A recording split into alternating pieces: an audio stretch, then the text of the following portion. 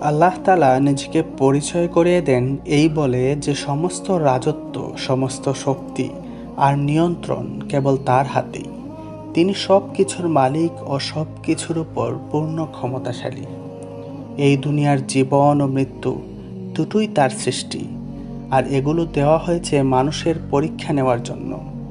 কে আমলে উত্তম হয়, কে শুধু দুনিয়ার মোহে পড়ে যায়। জীবনের মর্যাদা আসলে ভালো কাজ করার মধ্যে, ধন সম্পদ বা আয়ুষ্কালের দৈর্ঘ্য নয়।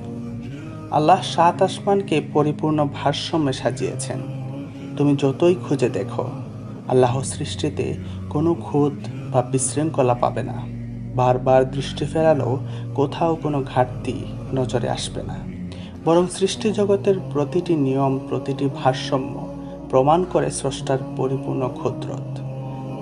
নিকট আসমানকে আল্লাহ তাআলা সাজিয়েছেন তারকারাজি দিয়ে, যেগুলো একদিকে মানুষের চোখে সৌন্দর্য, আবার অন্যদিকে শয়তান তাড়ানোর হাতিয়ার। কিন্তু যারা আল্লাহকে অস্বীকার করেছে তাদের জন্য আছে জাহান্নামের ভয়াবহ শাস্তি। যখন তারা সেখানে নিক্ষিপ্ত হবে, তখন ভেতরের গর্জন, আগুনের উত্তালতা শুনে ভয়ে শিউরে উঠবে।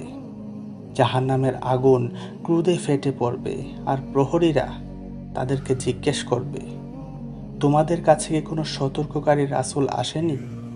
তখন তারা স্বীকার করবে, হ্যাঁ, সতর্ককারী এসেছিলেন, কিন্তু আমরা তাকে মিথ্যাবাদী বলেছিলাম, তার কথা শুনিনি।